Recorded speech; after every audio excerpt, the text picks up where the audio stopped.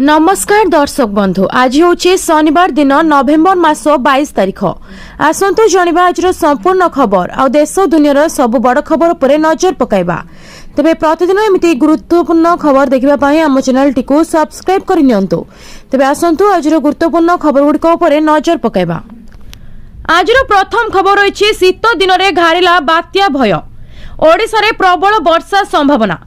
शीत दिन में घारिलाणी वर्षार भय। छानिया हेलेनी चाषी। शनिवार 22 तारिख बेलू बंगोपसागर में आसुछि लघुचाप। जदिओ बात्या नहीं कौनसी स्पष्ट सूचना आसी नहीं, तेबे लघुचाप प्रभाव में उपकूल और दक्षिण ओडिशा रे प्रबल वर्षा हेबार संभावना रही। शीत दिन में लघुचाप को नहीं समस्ते छानिया। बंगोपसागर में आज घूर्णिबलय सृष्टि होइछि।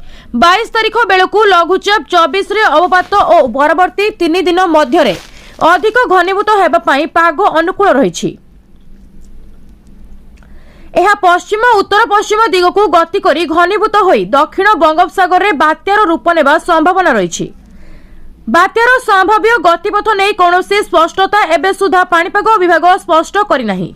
पाणीपाग विशेषज्ञ पूर्वानुमान अनुसार संभाव्य बात्या ओडिशा रे सीधा सड़क माड़ होई न पारे।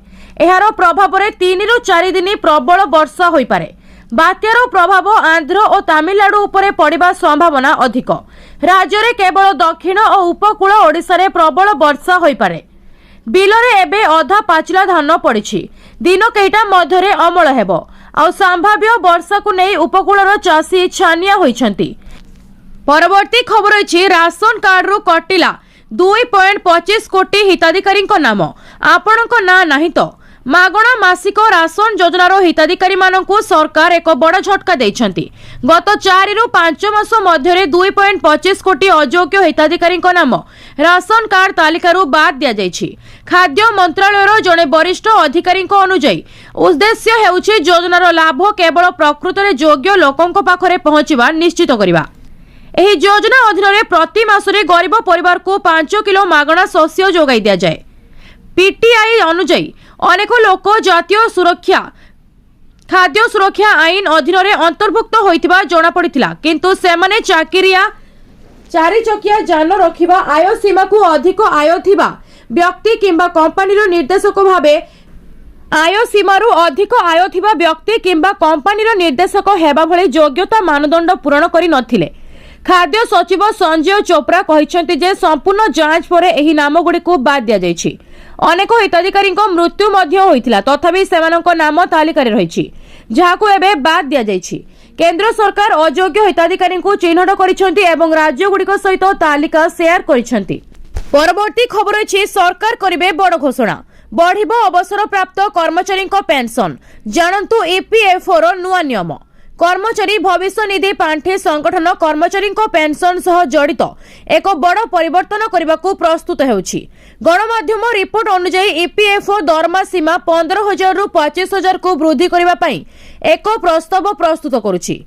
जदि एही परिवर्तन कार्यकारी हुए तेबे सारा देश में 1 कोटी रु अधिक कर्मचारी ईपीएस पेंशन द्वारा कभर हेबे। शेष थर पर 2014 मसीह ईपीएफओ पेंशन वृद्धि करथिला। सेतेबेले मिलुथिबा पेंशन 6,500 को वृद्धि करी कर्मचारी माननकु 15,000 पेंशन मिलुथिला। सेबेठारु एहा अपरिवर्तित रहिछि। ईपीएफओ पेंशन योजना ईपीएस अधीन एक दरमा सीमा स्थिर करा जाइछि। वर्तमान एही सीमा प्रति मासरे 15,000 अटे। एहार अर्थ होछि जदि जने कर्मचारी दरमा 25,000 40,000 किंबा ताठारु अधिक हुए तेबे केवल 15,000 आधार रे पेंशन गणना करा जिवो। वर्तमान एही सीमा को 25,000 को वृद्धि करिवार प्रस्ताव अछि। एहा दरमा अधिक हेले मध्य पेंशन आधार वृद्धि करिवो एवं भविष्यत रे पेंशन परिमाण भलो हेबो। परवर्ती खबर अछि एते सस्ता होई गला सोना रूपा। आज ही किणतु नचेत परे पस्तेबे। गुरुवार व्यवसाय दिवस रे सोना एवं रूपा मूल्य ह्रास पाइछि। पूर्वरु बुधवार मूल्य वृद्धि पाइथिला, किंतु गत सप्ताह शुक्रवार ठारू मंगलवार पर्यंत लगातार 3 दिन पर्यंत मूल्य ह्रास पाइथिला। मूल्यवान धातु मूल्य उपरे सर्वशेष अपडेट अनुसार 24 कैरेट सोनार 10 ग्राम पिछा 1,300 रु अधिक ह्रास पाइछि, जेतेबेले 1 किलोग्राम रूपार मूल्य मध्य 4,000 रु अधिक ह्रास पाइछि। India bullion and jewellers association अनुसार 24 कैरेट सोनार 10 ग्राम मूल्य बुधवार दिन 1,23,884 रु ह्रास पाई 1,22,561 ରେ पहुंची। सुनार मूल्य गत 24 घंटा मध्य प्रति 10 ग्राम मूल्य 1,323 टंका ह्रास पाई। सेहीपरि 22 कैरेट सुनार मूल्य मध्य प्रति 10 ग्राम मूल्य 1,212 टंका ह्रास पाई। 1,12,266 टंका मध्य होईछि। 18 कैरेट सुनार मूल्य मध्य प्रति 10 ग्राम मूल्य 992 टंका ह्रास पाई 10 ग्राम मूल्य 91,921 टंका होईछि। 1 किलोग्राम रूपार मूल्य प्रति किलोग्राम मूल्य 1,58,120 रु ह्रास पाई 1,54,113 टंका होईछि। रूपार मूल्य प्रति किलोग्राम मूल्य 4,007 टंका ह्रास पाई। परवर्ती खबर अछि चाषी को बड़ आश्वस्ति देले सरकार। जेमिति भी हेउ फसल नष्ट मिलिबो क्षतिपूरण। कृषक मानक पई एक बड़ सहायक घोषणा करिसेंती केंद्र सरकार। केंद्र कृषि मंत्री शिवराज सिंह चौहान शुक्रवार कहिसेंती जे प्रधानमंत्री नरेंद्र मोदी को उद्यम रे प्रधानमंत्री फसल बीमा योजना अधीन रे फसल क्षतिर 2टी गुरुत्वपूर्ण वर्ग को अंतर्भुक्त करा जायछि, जहा चाषी माने दीर्घ दिन धरी दाबी करी आसुथिले। एबे जेमिति भी फसल नष्ट हेउ सरकार देबे क्षतिपूरण। एने चाषी गुरुत्वपूर्ण सहायता घोषणा करी केंद्र कृषि मंत्री शिवराज सिंह चौहान कहिसेंती जे प्रधानमंत्री नरेंद्र मोदी को उद्यम रे प्रधानमंत्री फसल बीमा योजना अधीन रे फसल क्षतिर 2टी गुरुत्वपूर्ण वर्ग को सामिल करा जायछि, जहा चाषी माने दीर्घ समय धरी दाबी करी आसुथिले। चौहान कहिसेंती जे एपर्यंत फसल बीमा योजना रे प्राकृतिक विपर्यय मरुड़ी कुआपथर वर्षा झड़ कीटपतंग एवं रोग जोगु हेउथिबा क्षति को अंतर्भुक्त करा जाउथिला। खबर अछि राज्य कैबिनेट रे 9टी विभागर 12 प्रस्ताव रे उपरे बाजिला मोहर। सरिला राज्य कैबिनेट रो गुरुत्वपूर्ण बैठक। लोकसभा भवनर सम्मिलनी कक्ष रे मुख्यमंत्री मोहन चरण माझी अध्यक्षतार ओडिशा कैबिनेट रे 30तम बैठक अनुष्ठित होइतिला।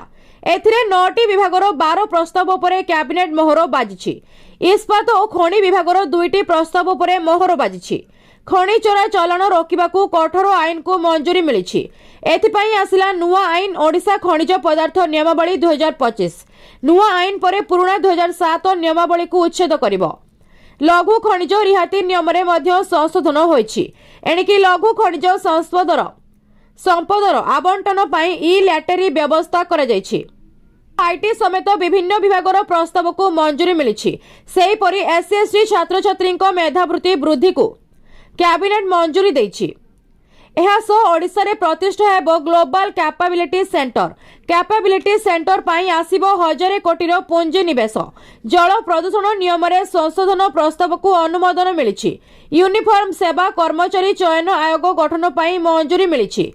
सेहीपरि पुलिस वन एवं वन अधिकारी नियुक्ति करिबो आयोग। परवर्ती खबर अछि मात्र 411 टंका रे बदल रे पाइबे 72 लाख। सरकार को एही योजना देबो खूब लाभ। प्रत्येक पिता मातांकर स्वप्न थाए जे तांको झियर भविष्यत केवल सुरक्षित नुहे बरं आर्थिक भाबरे मध्य सशक्त हेउ, जहा द्वारा से तांकर शिक्षा किंबा विवाह पाई केबे भी काहा उपरे निर्भर करबाकू न पड़े। झियर भविष्यत को सुरक्षित करबा पाई भारत रे अनेक निवेश विकल्प उपलब्ध। मध्य केंद्र सरकार को सुकन्या समृद्धि योजना सबुठारु निर्भरयोग्य एवं आकर्षणीय योजना अटे।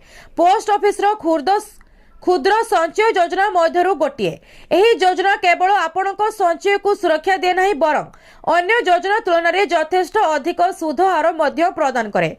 जदि आपण आपणकर झियो पाई एक पर्याप्त पांठी गठन करने को चाहते तेबे अक्टोबर डिसेम्बर 2025 त्रैमासिक पाई 8.2% सुध हार आपणक स्वप्न को वास्तव में परिणत करिपारिबो। तेबे आसंतु बुझिबा किपरि श्रृंखलित निवेश माध्यम रे आपणक झियो 21 वर्ष बयस 72 लाख टंकार एक पर्याप्त राशि पाइब। परवर्ती खबर अछि पीएम किसान 21तम किस्ती परे चाषींको पाई एक नूतन उपहार। कृषि मंत्री बड़ घोषणा, जानतु केबे कौन मिलिबो लाभ। देशर चाषींको पाई आउ एक बड़ खुशी खबर। प्रधानमंत्री किसान योजनार 21तम किस्ती सेमानको अकाउंट रे जमा होइथिबा बेले सरकार एबे फसल बीमा योजना प्रधानमंत्री फसल बीमा योजना संपर्क रे निष्पत्ति नैछंती, जहां वर्ष वर्ष धरी चाषी माने दाबी करि आसुछंती। चाषींको पाई सबुठारु बड़ चैलेंज हेउछि जदि सेमानकर कष्ट अर्जित फसल हठात कौनसी वन्य प्राणी आक्रमण रे नष्ट हो जाए किंबा प्रबल वर्षा एवं बन्या रे बुड़ी जाए तेबे चाषी संपूर्ण क्षति सही थाए। वर्तमान सरकार एही चिंता को समाधान करिसेंती एवं गुरुत्वपूर्ण आश्वस्ति प्रदान करिसेंती। फसल बीमा रे दुईटी प्रमुख परिवर्तन। केंद्र कृषि मंत्री शिवराज सिंह चौहान घोषणा करिसेंती जे प्रधानमंत्री फसल बीमा योजना रे दुईटी नूतन विपद जोड़ा जायछि। प्रथम वन्य प्राणी द्वारा फसल क्षति, द्वितीय अत्यधिक वर्षा किंबा जलबंदी जोगु फसल क्षति। एही उभय विपद एबे बीमा अधीन रे कभर करा जिवो एवं चाषी माने 2026 खरीफरु एहा द्वारा लाभ पाइबे। परवर्ती खबर अछि समस्तंक पई खुशी खबर। एही दिन मिलिबो सुभद्रा टंका, महिला मानकु 15,000 टंका। आसंतु जणिबा आसिला बड़ खबर। 9 अगस्त रे सुभद्रा किस्ती जहार आसीनी बेले तांको पुणी एही दिन 15,000 टंका आसिबो। सुभद्रा योजना को नहीं आसिला बड़ अपडेट। खूब शीघ्र मिलिबाकु जाउछि सुभद्रा तृतीय किस्ती 15,000 टंका। जो माने एपर्यंत पाइ नाहंती तांको एथर पुणी मिलिबो 15,000 टंका। 2,22,000 रु अधिक नुआ हिताधिकारी को 9 तारिख रे मिलिथिला सुभद्रा टंका 5,000 एवं जो माने द्वितीय किस्ती पाइ नथिले सेमानंकु 10,000 एकाथरे मिलिथिला।